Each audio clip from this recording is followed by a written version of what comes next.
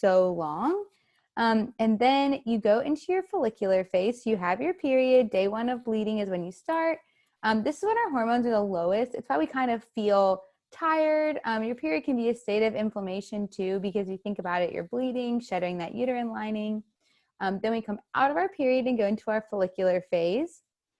In that phase, things are starting to pick back up. Your body's getting ready to release your egg and for ovulation. So that's kind of what's going on there. Then you ovulate, which is actually only 1 day, but your fertile window is longer than that because of the life of sperm. So then you ovulate, and then you go into your luteal phase, which this isn't an equal representation. Your luteal phase is actually the longest phase. And this is where your body either says, okay, we're pregnant or we're not pregnant. And then it decides to produce progesterone and then leads you right back into your period. So we've got these 4 phases of our cycle, and our body actually changes significantly in each phase. And we need different nutrients for different phases, which is where seed cycling comes in. And why should we eat with our cycle? It's a question I get a lot. It's like, I already have to think about eating healthy. Why should I add one more thing? Well, you actually spend 1/17 of your life on your period if you have a typical period and cycle. And when we're experiencing negative PMS symptoms and period symptoms, it impacts our quality of life, which is the biggest thing. So you think about, from mood to body image to jobs to school, it pretty much impacts everything. And if you have bad PMS, it's about 2 weeks out of the month you're not feeling good. I know that's how mine used to be.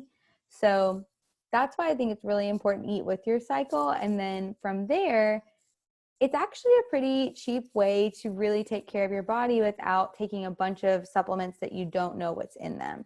Because I don't know if you guys know this, but the FDA actually doesn't regulate supplements. So no one's going behind them and checking to make sure what they put in there is actually in there. That's why if you really focus on your food first, you can get a lot of great things out of your food. And then if you need to supplement, you can go back and find some really good quality brands that way. So what is seed cycling? So it's the practice of eating different seeds during different phases of your cycle to support your body and give yourself key nutrients.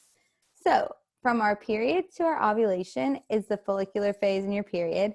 You're going to focus on flax seeds and pumpkin seeds. So the reason you have those combo, and we're going to go specifically into each seed in a second, but the flax and pumpkin here, that is so important for supporting inflammation and getting rid of excess estrogen. So they provide a really good foundation, because if we've got estrogen dominance going on, which I'm not a doctor, and that's definitely something you would talk to your doctor and figure out if you have going on, but if you do, then you can't progress through the rest of the cycle. So these 2 things are really great in supporting the body to deal with that inflammation and get us ready for ovulation. It also can help with like egg quality and just really going in strong to your next phase. Once we ovulate, we're going to switch to the sesame and sunflower seeds because we're going into a whole new phase of our cycle. And so this has a lot of vitamin E, B6. They still have the omega-3s and lignans, which we're going to go into, but this really helps prevent those PMS symptoms. So this helps you to transition nicely, and then this helps you to really make sure we're not having a rough 2 weeks of our luteal phase. So it can be mood boosting with magnesium, energy boosting. All of these seeds are packed with fiber, which I think fiber is honestly the most underrated thing in our diet. Having enough fiber is so important for our hormones. So not only does it help our gut health, which really helps us to absorb everything we're eating and produce those hormones correctly, but also fiber binds with excess estrogen and helps get it out of the body so that, like we said, we can progress through these phases. It's plant-based protein, which is really hot topic right now. For anyone who's plant-based, it's a great way to get protein and fat. It nourishes your skin, hair, and nails, anti-inflammatory, and it's very nutrient dense without putting any sugar in it. These are some common PMS symptoms. So, everybody has a different gauge, but anxiety, bloating, change in appetite, change in sex drive, constipation, cramps, craving, the list goes on and on. I know before I started seed cycling and working on my hormone health, I had all of these. I think there's 10 here. I would love for you guys to put in the chat how many you think you have, or if you have any of these, if you have none of these, if seed cycling's helped you with those. I know for me, it's helped with pretty much all of them, and we'll go into why. But yeah, pop in the chat if you have any of these PMS symptoms.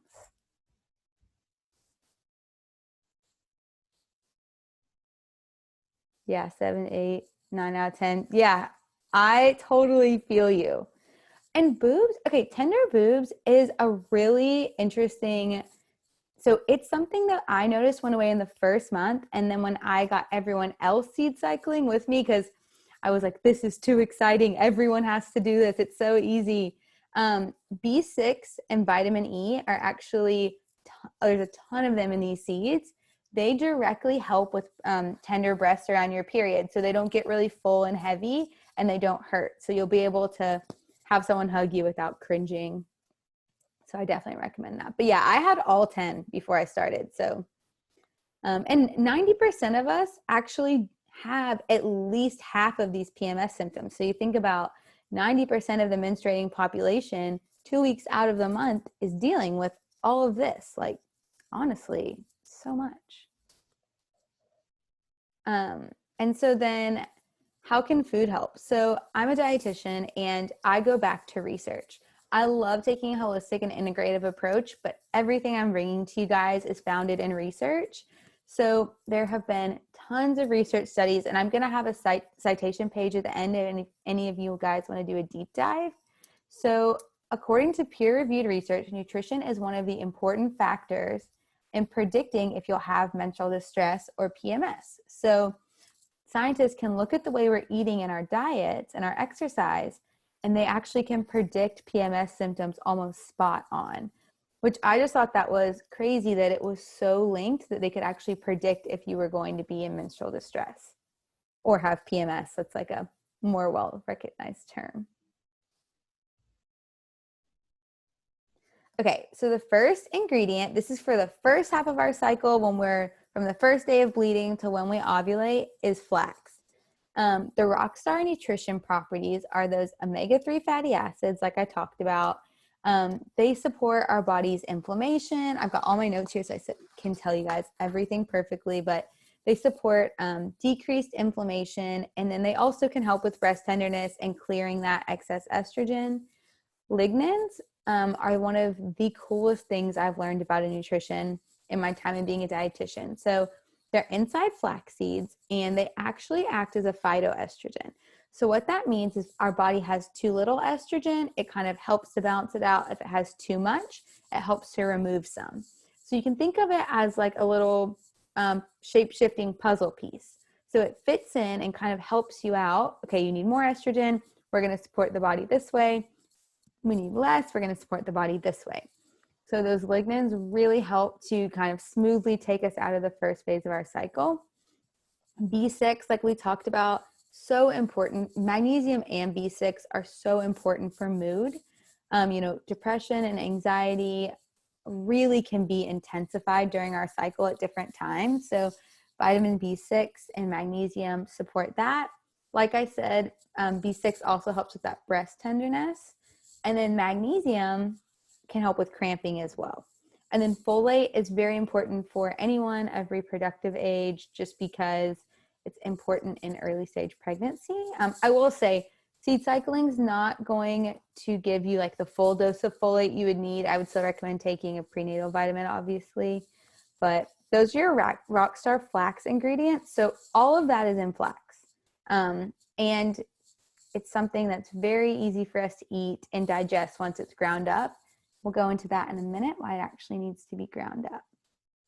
Pumpkin. Our rockstar properties here are, again, those omega-3s, vitamin E, and magnesium, which we talked about.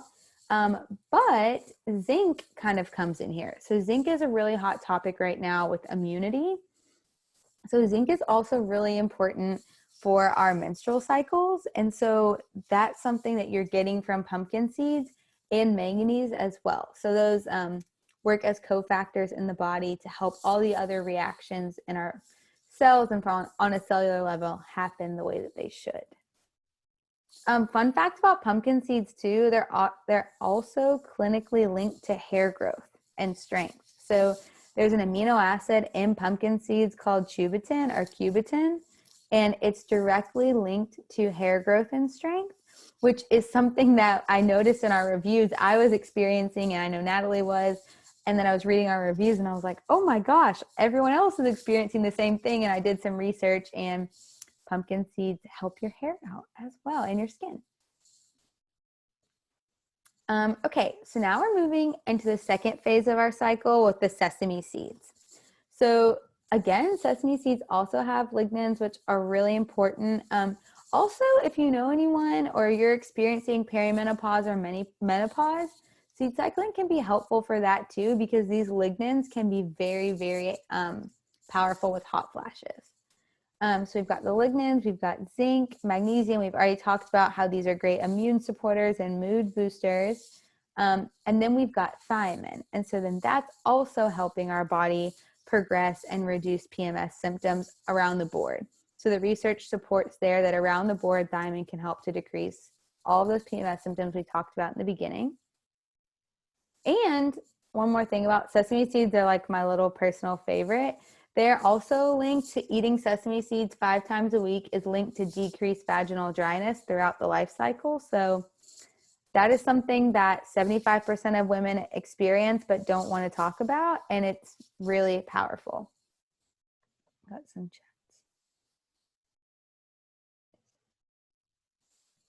Oh, okay. That is a great question about if you're not menstruating, how to know when to switch. I'm going to touch on that at the end because it's actually linked to the moon, and we can talk about the full moon tonight. Sunflower seeds, selenium is really important here, and that actually helps with estrogen detoxification. So a lot of people do struggle with kind of getting the right balance with our hormones, and selenium supports that in helping with estrogen detoxification. Zinc, like we said, really good for immunity. Vitamin E and B6 are going to be helping with that breast tenderness, which is typically linked to the second half of our cycle, and mood boosting, and then again with thiamine. So what this does as a whole, so all of these work together to support kind of all those different changes and PMS symptoms. So when we're putting it all together, seed cycling is an organic way to use nutrients to provide support to our cycles, and it's as easy as tracking your cycle and eating your seeds. So if you don't have a period, or you're on birth control, or you've got like an IUD where you're not having a period, how you can actually seed cycle is with the moon, which is super cool. So today is the full moon, and that would be the first day of your radiate seeds, which is the sesame and sunflower blend. And then on the new moon, you would switch to your nurture seeds, which is your flax and pumpkin blend. So if you kind of look, ovulation is kind of linked to full moon. So saying that would be your time of ovulation. And then the new moon's more of an introverted time, and they say it's linked to menstruation. And that goes back to a long time ago. And I can actually send you guys an article. I posted one on Facebook today, how they actually have tracked, like, sleep is tied to the moon, and menstrual cycles have been proven to be tied to the moon. And it goes back to living out under the stars and the moon, and how our circadian rhythms worked and our cycles would align. The lunar cycle is usually 28 days, and the typical cycle, I don't know if you can see me, but I say that in quotes, mine's 32, but a typical cycle is 28 days, just like the lunar cycle. So if you have no period, you can seed cycle with the moon and be a moon goddess. And then, so the other thing I was going to touch on is, how do I eat my seeds? This is the question I get all the time. So you can eat them on literally anything. So I made a really yummy chickpea pasta dish, threw my seeds on top. You can have them on avocado toast, salads, smoothies. I made some bliss balls, like I said, on Funkit's Instagram. There's a cooking video with the recipe. Literally any way. If you're seed cycling, will you throw your favorite way to seed cycle in the chat so we can get some more ideas? Another way that's really easy too is you can actually just eat them. We have a lot of girls who seed cycle with us that they just eat them, like they take them like a shot. I can't do that personally, but I wish I could. Easy. sprinkled on top of a bowl of cereal. Yum. In a smoothie. Yeah, that is all my favorite ways. Like, and I really look forward to it because we're in such a busy time and such a crazy time. I think taking time to nourish yourself and your body is really important. So I use my seeds as a way to create a routine around eating and feeling really connected to my food because, like we just touched on, these seeds are doing so much for our body. If you think about it, a seed has everything that we need to grow a whole new plant. So it's very nourishing for us. Okay, yay, you guys are like following right along with me. That was what I was going to touch on. All of these seeds, so whether you choose to seed cycle at home or you want to seed cycle with Funkit, the seeds have to be ground because if you have ever seen a bird eat a seed or you've eaten seeds, the whole point is actually they don't get broken down in our digestive system so that new plants can grow. You know, birds eat the seed, poop them out, and a new plant grows. So you have to grind the seed. And it, actually with us, so we are really lucky. We worked really hard with our manufacturer. We batch grind all of our seeds and it's done in a really time efficient manner. So it locks in all the nutrients with the commercial equipment that we use. If you're doing it at home, we recommend doing it either every day or you can stretch it a week if you keep them in a cool, dark place. But light actually can degrade the seed quality and the nutrients, and heat can as well. So you don't want to cook them or get them too hot. And if you're grinding them at home, you want to do it every day to every couple days. If you seed cycle with us, we do send everything ground to you. And then once they're open, they just need to be stored in the fridge. So that was a great question. And then here's references. I just want to show you guys, there's a lot more than this, but these are my 8 top references. Overall, there's over 100. If anyone's interested in research, I'm happy to send them to you. I'm such a research nerd and I really love getting to see how everything works. And I wanted to be able to share that with you guys too.